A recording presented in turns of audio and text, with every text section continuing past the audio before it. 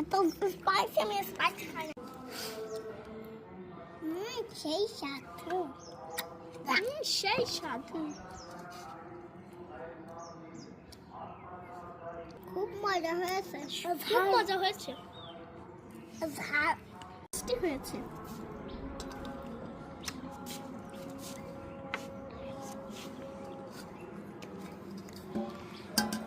আসসালামু আলাইকুম, সবাই কেমন আছেন?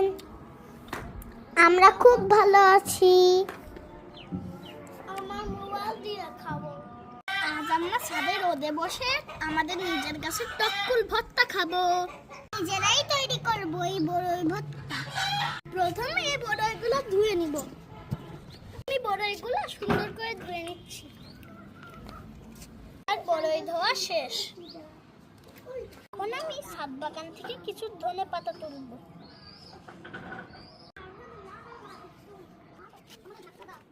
আমরা বেশি মরিচ খেতে পারি না তো, তাই একটি তুলব।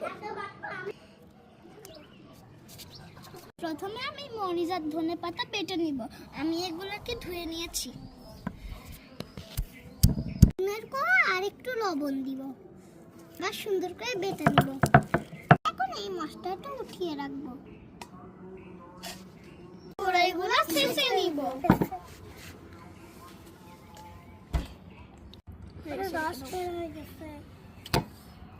গো, তাই বলে রস আমার দিক হয় না। ওরে বাবা, বেটে দিয়েছে, খুবই জোরে দিয়েছে। দুই মানবা? হ্যাঁ, এক, হ্যাঁ, সাথে এর সাথে মিক্স হয়ে যাবে। মিক্স হয়ে গেলে তো এগুলো একসাথে দিতে হবে। আর একটু লবণ দিয়ে ভর্তাটা মেখে আনব।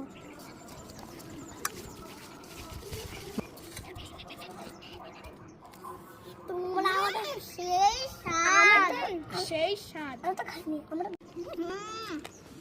এত স্পাইসি, আমি স্পাইসি খাই না। অনেক মজা হয়েছে আমাদের ভর্তা। Just cheers. মজা হয়েছে ভর্তাটা। আর কি স্পাইসি আছে, সবকিছু পারফেক্ট, অনেক ঠিকঠাক হয়েছে। আমার ফ্রাইড রাইসটি হয়েছে।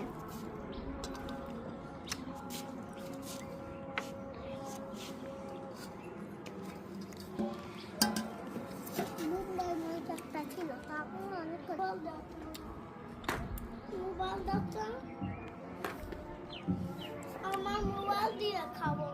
এই ভর্তা এত টেস্টি আছে যে আমি সবকটা সববার করে দিয়েছি।